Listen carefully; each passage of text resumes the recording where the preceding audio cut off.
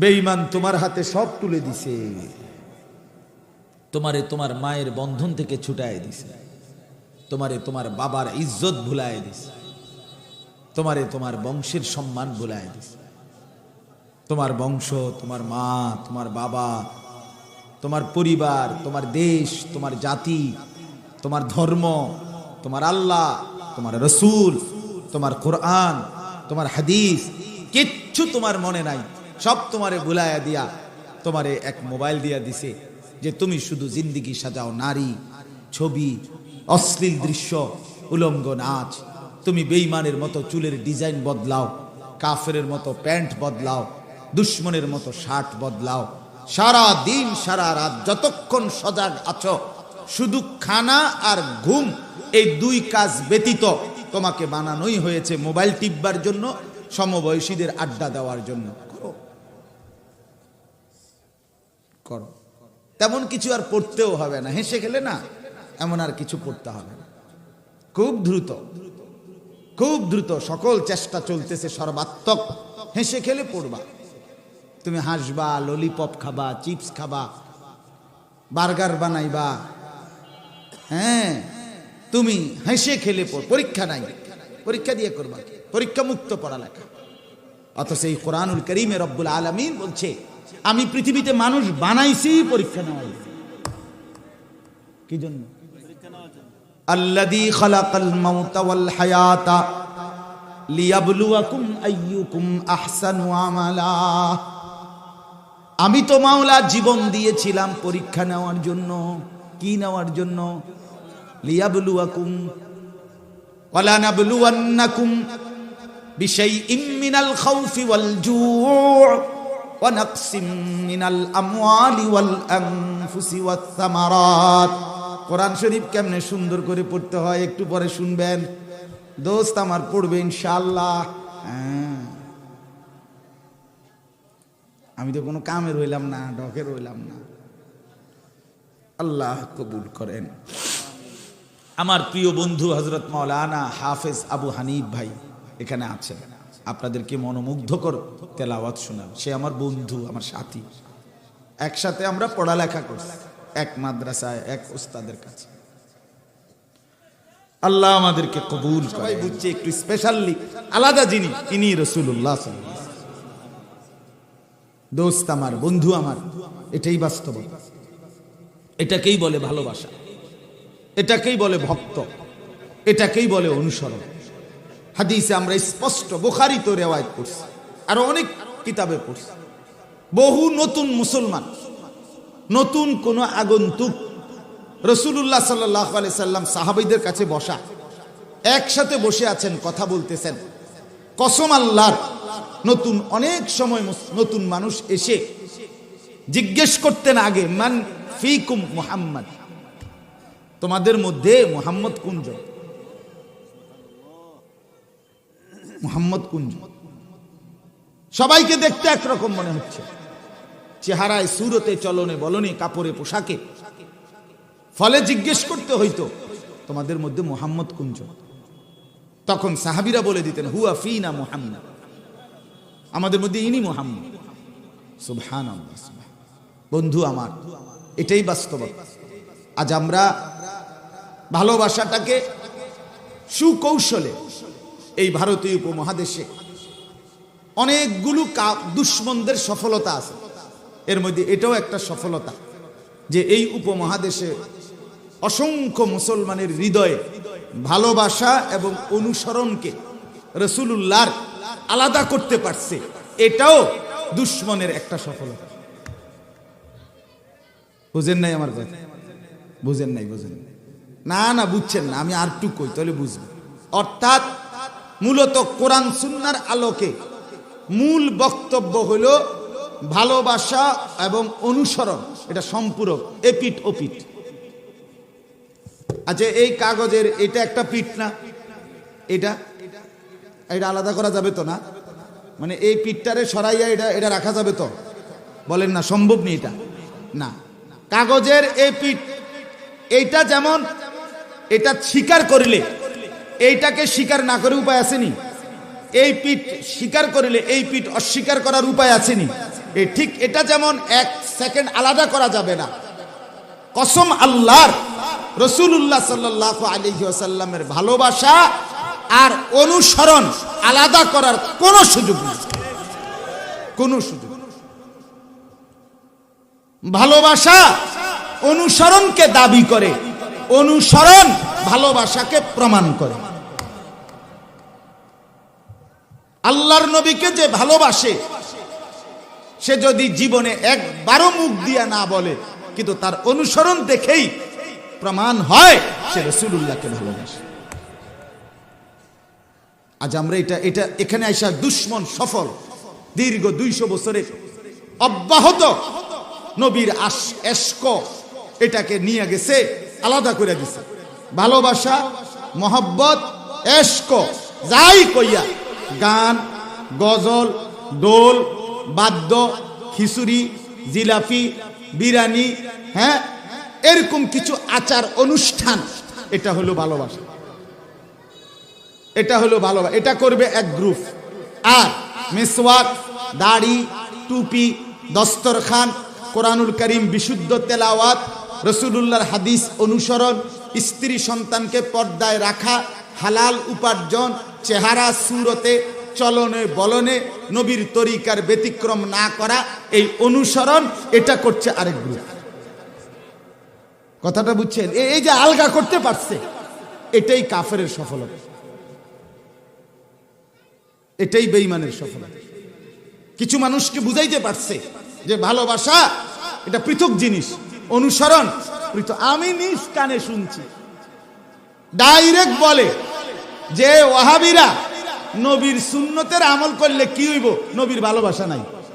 তাহলে এ কথাই স্পষ্ট বোঝা গেল যে মানুষ রাসূলুল্লাহর অনুসরণ করে সে শুধু অনুসরণ করে, সে ভালোবাসে না। ভালোবাসে, আর ভালোবাসলে অনুসরণ করতে হয় না। এই যে আলগা করলেন আপনি এই দুইটা, এটা কেমনে করলেন? এই কাগজটারে দুইটা পার্ট কেমনে করলো, এটাই তো দেখার বিষয়। এটা তো সম্ভব না, কিন্তু এটা তো করে লাইছে, অসম্ভবকে সম্ভব করে দিছে। অনেক মানুষ আছে, আপনি বলেন নাহলে ইনসাফের সাথে বলেন, পীর আউলিয়ার বক্ত ওটা বিড়ি খা, একের মুখে কইতে আছে, মানে আতে সিগারেট বিড়ি এনে এবারে আমরা পীর আউলিয়ার বক্ত। তুই কি পীর আউলিয়ার বক্ত বেটা? কথা বলেন না কেন?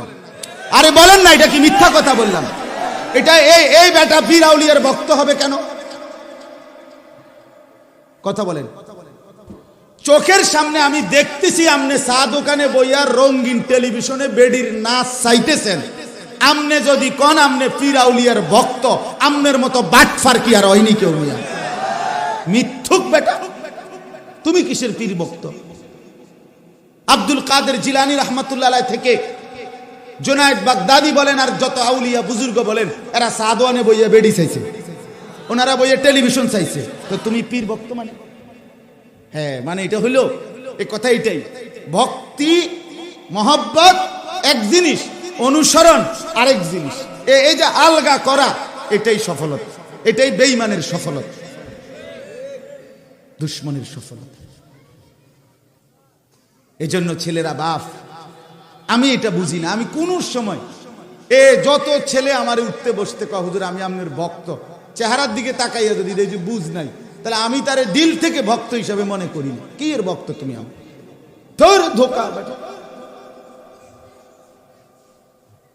তোর এই ভক্ত দিয়ে আমি করব কি বেটা? এজন্য মহব্বত, ভালোবাসা অনুসরণকে দাবি করে। আবারও বলেন, কি দাবি করে? আবার এই কথাটা মুখস্থ করেন যে মহব্বত অনুসরণকে দাবি করে। কোন অনুসরণ মহব্বতকে প্রমাণ করে? এই দুই কথা মনে রাখতে। যে ভালোবাসে সে অটোমেটিক অনুসরণ করতে হবে, আর যে অনুসরণ করে সে অটোমেটিক মহব্বত করে, এটা প্রমাণিত হবে।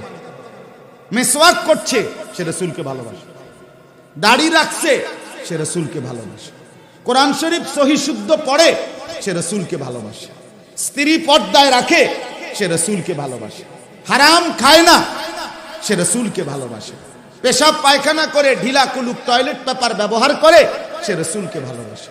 দস্তরখান বিছায়া খানা খায়, সে রসুলুল্লাহকে ভালোবাসে। না এটা আলগা কইতে না, অনুসরণ ভালোবাসাকে কি করে? ভালোবাসা অনুসরণকে দাবি করে। এই জন্য ধোকা খাবেন না। ধোকা খাইলেও দুনিয়া শেষ হয়ে যাবে আমনের, আর বুঝা নিলেও আমনের শেষ। আমিও মরে যাব, আপনিও মরে যাবেন। বুঝলেও কবর, না বুঝলেও কবর। গ্রহণ করলেও কবরে যাইতে হবে, বর্জন করলেও কবরে যাইতে হবে। সুখের পাহাড়, সুখের সাগরে যে, সেও কবরে যাবে। দুঃখের পাহাড় যার, সেও কবরে যাবে। জীবনে কোনোদিন যে হাসতে পারে নাই, তারও মৃত্যু নিশ্চিত। জীবনে কোনোদিন যে দুঃখ দেখে নাই, তারও মৃত্যু নিশ্চিত। কি ভাইয়া? আহা, আজকে আমি জোহরের নামাজের পরে একটা ছেলে, 23 বছর বয়সী, বরাবর 23, 2000 সালে জন্ম, আমার একদম আমার বাসার পাশের মহল্লার ছেলে, চাঁদের মতো চেহারা, ফুটফুটে চেহারা, তার জানাজা পড়ছি এই আজকে জোহরের পর। 22-23 বছরের, এত সুন্দর চেহারা ছেলেটার। গতকাল রাত্রে 11:30, 11:30, 11:15 দিকে সিএনজি অ্যাক্সিডেন্টে মারা গেছে। ইউনিভার্সিটিতে পড়তেছে, আমাদের কুমিল্লা ক্যান্টনমেন্ট একটা বায়ুস্ট ইউনিভার্সিটি আছে, খুব উন্নত মানের, ওইখানকার ছাত্র ছেলে, খুব নামাজি, সুন্দর দাড়িওয়ালা ছেলে। তো আমি এটাই বললাম, বাবার প্রথম সন্তান, বাপটা একটা শব্দও কইতে পারছে না। এত মানুষ 2-4 শব্দ কইছে, কিন্তু বাবা যে কুদ্দুর কথা কইব, মানে আমার ফুতেরে মাফ করে দিয়ে বা কিছু একটা কইব, বেটার এই কথা বলার সুযোগ হয়েছে না, সম্ভব করছে না।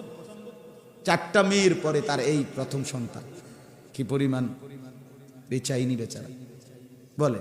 তা আমি বললাম, পৃথিবী এমনই, আপনি গ্রহণ করেন আর বর্জন করেন, স্বীকার করেন আর অস্বীকার করেন। দোস্ত আমার, চাই কিংবা না চাই, মৃত্যু নিশ্চিত, কবর নিশ্চিত, চলে যাওয়া নিশ্চিত, চলে যাওয়া নিশ্চিত, কোনো সন্দেহ। এতটা আপনি এই দল না করে এই দলের লগে থাইকা জিন্দিগি পার করতে পারবে। আপনি এই লোকের লগে না চললে ওই লোকের লগে থাইকা জীবন পার করতে পারবে। আপনি ডাইন বাম কইরা, নয় সই কইরা, তারে লুকাইয়া, তারে ফাঁকি দিয়া দুনিয়া চালাইতে পারবেন।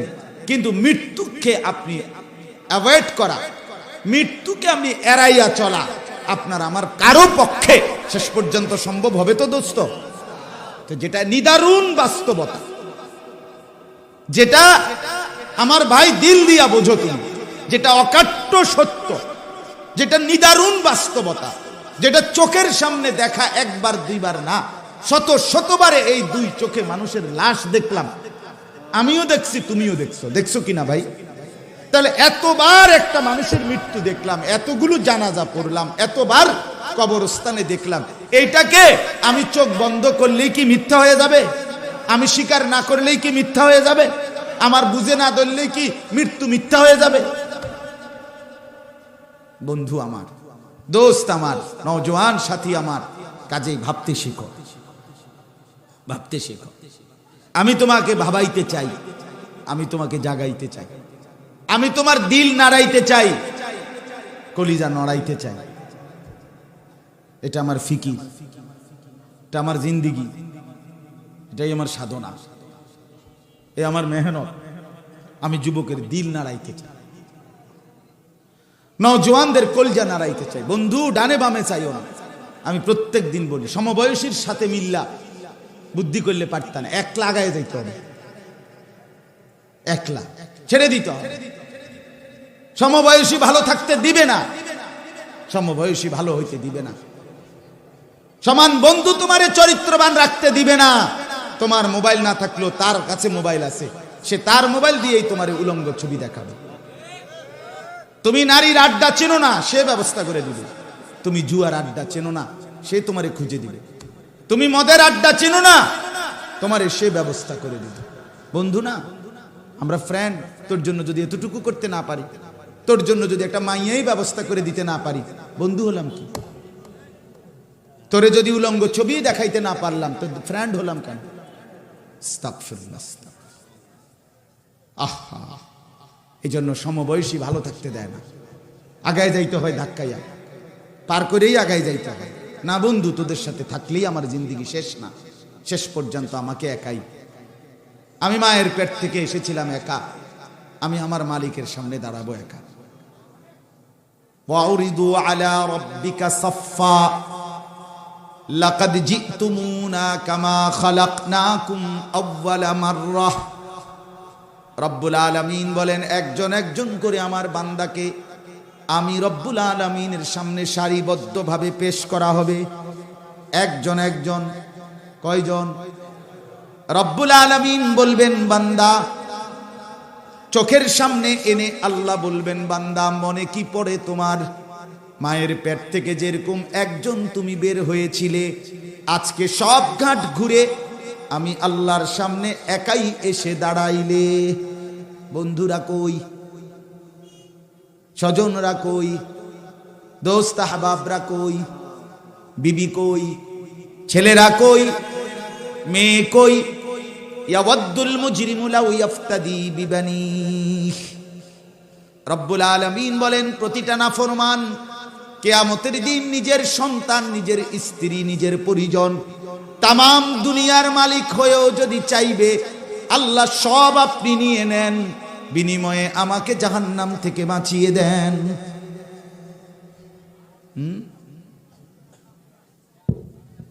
ওমান ফিল আরদি জামিআ, ওমান ফিল আরদি জামিআ, গোটা পৃথিবী নিয়ে নেন মাওলা, বিনিময়ে আমারে শুধু বাঁচায়, আমারে শুধু বাঁচায়। এই জাহান্নাম আল্লাহ যে চিৎকার করছে হাসরের ময়দানে, এরকম সরাসরি আল্লাহ কোরআনে বলছে, দোস্ত ওয়াজিআ ইয়াউমা ইদিন বিজাহান্নাম, আমার কোটি কোটি ফেরেশতা দিয়ে আমি আল্লাহ হাসরের মাঠে জাহান্নামকে টেনে আনব। সরাসরি বান্দা দেখবা জাহান্নামের দিকে তাকাইয়া এক নজর। আল্লাহর রাসূল বলেন, সমস্ত হাসরের মাঠ তখন এক পলক জাহান্নামের দিকে তাকাইয়েই একটাই শুধু চিৎকার দিয়া উঠবে, ইয়া রাব্বি নাফসি নাফসি, ইয়া রাব্বি সাল্লিম সাল্লিম, হায় মাওলা আমারে বাঁচা। লা আসআলুকাল ইয়াউমা উম্মি ওয়ালা উখতি। হাদিসে আছে আল্লাহর নবী বলেন, মুসা নবী বলবে, আল্লাহ মা কেউ চাই না, বোন কেউ চাই না, বাল আসআলুকাল ইয়াউমা নাফসি, আজ আমি শুধু মুসা নিজেকেই বাঁচাইতে চাই। ইব্রাহিম নবী বলবে, আল্লাহ আমার কলিজার টুকরা সন্তান ইসমাইলকে দেখা যায়, আমি তার ব্যাপারে কিছুই বলছি না মাওলা, তারটা সে বুঝুক মাওলা, আমি ইব্রাহিম শুধু আমাকেই বাঁচাইতে চাই। ইয়াকুব নবী বলবে, আল্লাহ ইউসুফকে দেখা যায়, এটা সেই সন্তান আমার 40টা বছর একটানা দুনিয়ায় কানতে কানতে যার বিরহে অবিয়াদ্দাত আইনাহু মিনাল হুসনি, আমার দুইটা চক্ষু অন্ধকার হয়ে কালো সাদা হয়ে গেছিল, অন্ধ হয়ে গেছিলাম। আজ খোদার কসম মাওলা, হাসরের ময়দানে আমি ইউসুফের ব্যাপারে কিছুই বলতে চাই না, ইয়া রাব্বি নাফসি নাফসি, আল্লাহ শুধু আমাকে বাঁচান, আমাকে বাঁচান। গোটা মাঠ বলবে, আম্বিয়ারা, আউলিয়ারা, সাহাবারা, নেক বান্দা, বেঈমান সব বলবে, আল্লাহ আমাকে বাঁচান, আমাকে বাঁচান। কাকে বলেন না? আমাকে। কাকে? ইয়া রাব্বি নাফসি নাফসি, ইয়া রাব্বি নাফসি নাফসি। রব্বুল আলামিন কে বলবে, আল্লাহ আমাকে বাঁচান। গোটা মাঠে কোটি কোটি মানুষ হঠাৎ করে শুনবে, কেবল একজন মাত্র কোন এক জায়গা থেকে বলতেছে, ইয়া রাব্বি উম্মতি উম্মতি। এই একজনই শুধু, তিনি শুধু একজনই হবেন, ওই একজনই শুধু বলবে, আল্লাহ আমার উম্মতকে বাঁচান, ইয়া রাব্বি উম্মতি।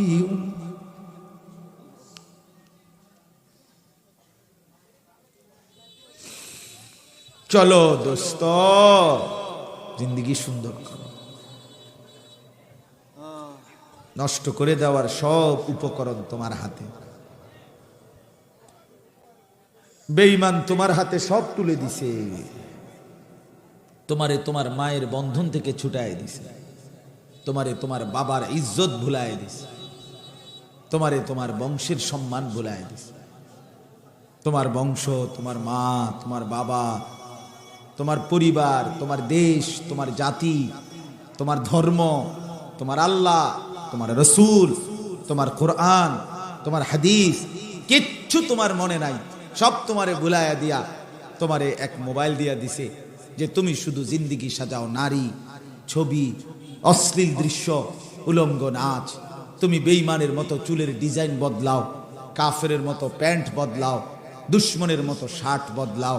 সারা দিন সারা রাত যতক্ষণ সজাগ আছো, শুধু খানা আর ঘুম, এই দুই কাজ ব্যতীত তোমাকে বানানোই হয়েছে মোবাইল টিপবার জন্য, সমবয়সীদের আড্ডা দেওয়ার জন্য। করো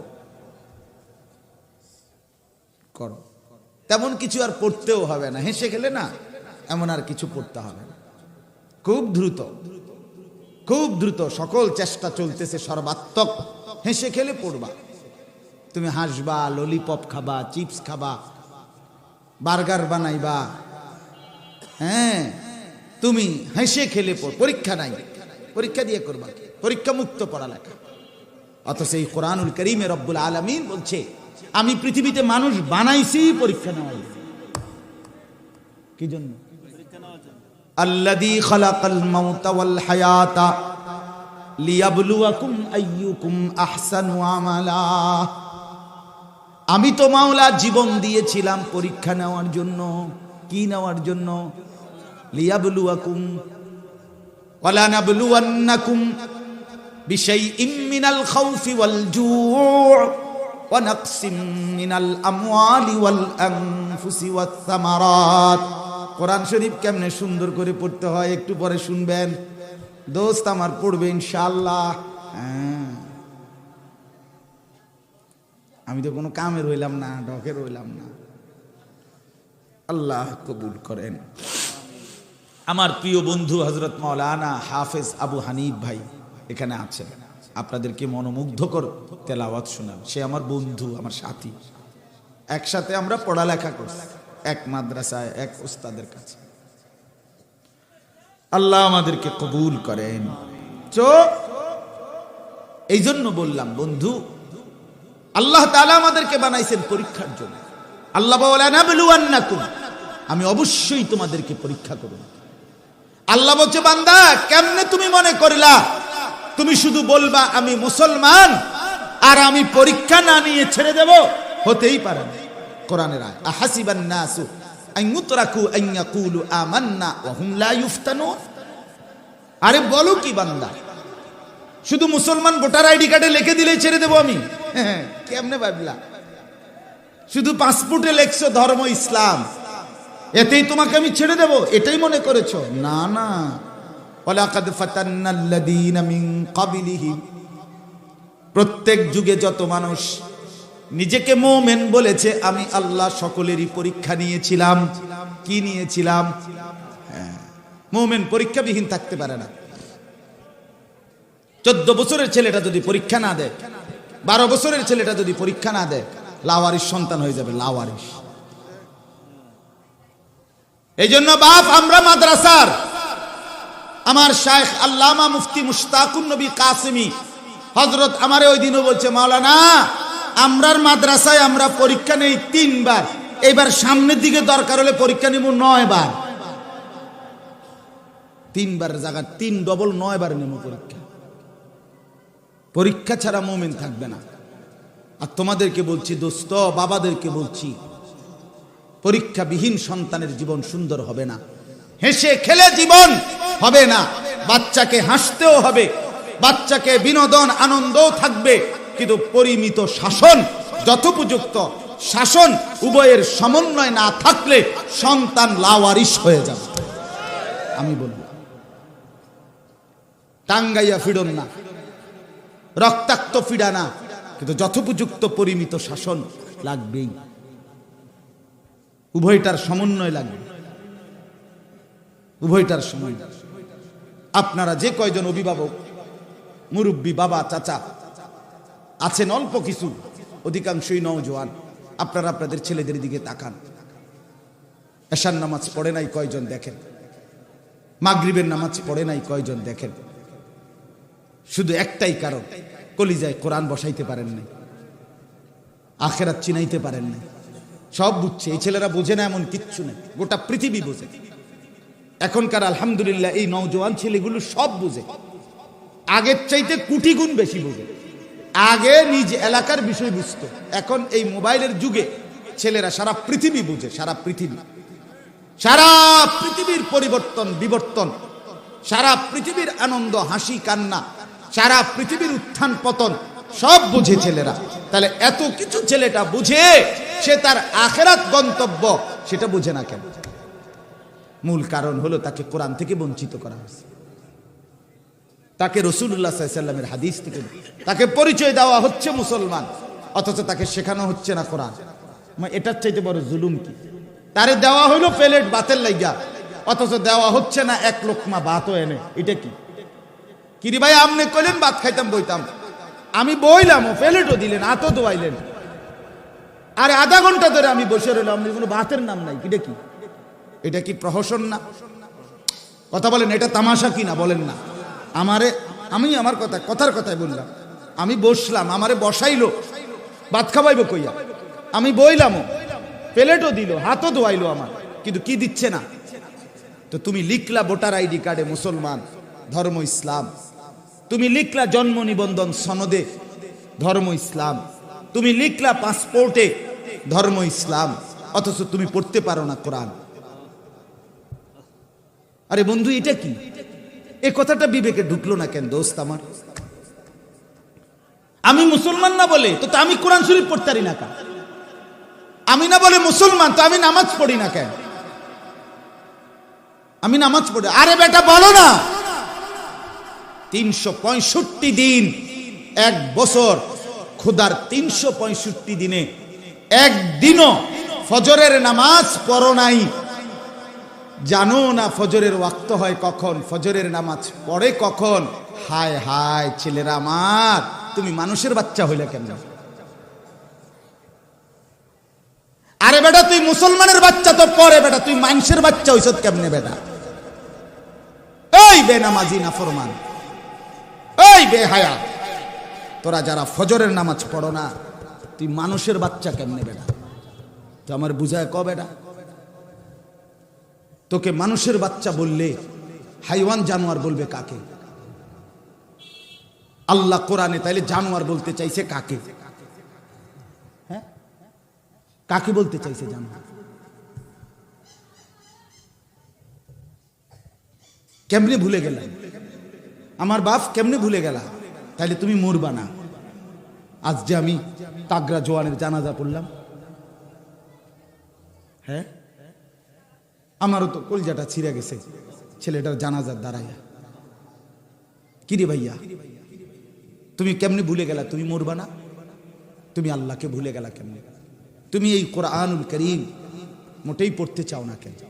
এর চাইতে দামি, এর চাইতে সুন্দর, এর চাইতে গ্রহণযোগ্য, এর চাইতে গঠনমূলক, এর চাইতে চমৎকার, এর চাইতে উত্তম আর কিছু কি আছে কায়নাতে? তো এটা কেন পড়তে পারলাম? আমি তো হিন্দুকে বলছি না, তুমি মুসলমান না, তোমাকে বলছি। আরে আমি ইহুদিকে বলছি না, তুমি না মুসলমানের বাচ্চা, তোমার এনে দিত। বলো ভাইয়া বলো। হ্যাঁ দোস্ত আমার, কোরআন থেকে যারা আলাদা হয়ে গেছে, অচিরেই পুরা চরিত্র আখলাক সব শেষ করে দিবে। আগামীর এই শিক্ষানীতি এটা যদি চলতে পারে, এটা যদি প্রতিষ্ঠিত হয় যেই প্ল্যান প্রোগ্রাম, তাইলে আগামী 20 বছরের ব্যবধানে নারী পুরুষ ছেলে মেয়ের বিভেদ এই বাংলাদেশের জমিন থেকে টোটাল উঠে যাবে। আমি বলি নতুন করে পরিষ্কার পরিষ্কার, এটা মার্কা না, এটা নৌকা মার্কা, দানের শীষ মার্কা, লাঙ্গল মার্কা না, এটা আগামী প্রজন্মকে বাঁচানো। পরিষ্কার এই বাংলাদেশে সরাসরি এই কথাই স্পষ্ট ঘোষণা হচ্ছে যে কোনো ছেলে যদি 14 বছরের 16 বছরের সে যদি মনে করে নিজেকে আমি মেয়ে, তাকে মেয়ে হওয়ার, মেয়ের যত স্বাধীনতা তাকে দিতে হবে। কোনো মেয়ে যদি বলে আমার শরীরের অঙ্গ সব যদিও মেয়ের, কিন্তু আমি ছেলে, মনে মনে ট্রান্সজেন্ডার সারা ইউরোপে বাস্তবায়ন করে ফেলছে। এখন এই এশিয়ার অঞ্চলগুলোতে এটার পিছনে কোটি কোটি টাকা ফাইন্ডিং করা হচ্ছে, ঢালা হচ্ছে, যে এই কথা যেন ছেলে মেয়ের বিভেদ বলতে কিছু নেই, ছেলে মেয়ে বলতে কিছু নেই। অসংখ্য বুদ্ধিজীবীর বক্তব্য এটা যে শিশুদের মধ্যে কোনো ছেলে মেয়ে নাই। এটা তো আগের থেকে বক্তব্য। শিশু শিশু শিশুরকে ছেলে মেয়ে আলাদা বলা এটা তার অধিকার নষ্ট করা। তাহলে বাংলাদেশের আইনে 18 বছরের নিচে, আন্তর্জাতিক আইনও 18 বছরের নিচে সব শিশু। এটা জানেননি? কথা মিথ্যা বললাম এটা? তাহলে বোঝা গেল কি 13 বছর, 14 বছর, 15 বছর, 12 বছরের ছেলে মেয়ে আলাদা কিছু না, এরা শিশু। যার যেখানে মন চায় থাকবে, খাইবে, শুইবে, ঘুমাবে, একই বাথরুমে টয়লেটে আসবে, যাবে, ঢুকবে, আলাদা রুম, আলাদা বাথরুম, আলাদা ব্যবস্থাপনা, এমন কিছু বলা তার অধিকার নষ্ট করা। কোথায় পৌঁছবে সমাজ? কোথায় পৌঁছবে? শুধু এক মোবাইল ধরতে পারে না, ছুঁইতে পারে না নারী, নারীর গায়ে ছুঁইতেও পারে না, নারীর গায়ে স্পর্শ করতে পারে না, শুধু মোবাইলের ভিতরে দেখেই চরিত্রের যেই অবস্থা। এরপরে মোবাইলটা দিয়ে যে দেখে, হেতে তো ছুঁইতেও পারে না, হেতেও বোঝে যে আরো যদি বেড়িয়ে আমারে একার উলঙ্গ করে দেখায় মোবাইলের ভিতরে, আমি তো বেড়িয়ে ছুঁইতাম না, চাইতে যা শুধু, কিন্তু ছোঁয়াও যায় না, ধরাও যায় না। এরপরেও যদি একটা মিনিট মোবাইলটার থেকে চোখ না উঠে, সারা রাত যদি উলঙ্গ ছবি দেখে, সেখানে যদি ছেলে মেয়ের বিভাজন না থাকে, পর্দা পুশিদা যদি না থাকে, মনুষ্যত্ব যদি না থাকে, আমার সমাজ জন্তু জানোয়ার হইতে আর কয়দিন লাগবে?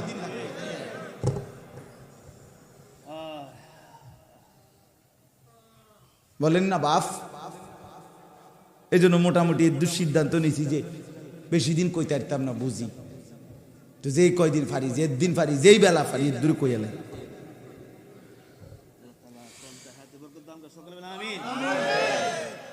বন্ধু আমার, দোস্ত আমার, ফিরতেই হবে। আগামী পরিকল্পনা আরো ভয়ানক। চরিত্রহীনতার সকল কিছু, ছেলে মেয়ে নারী পুরুষের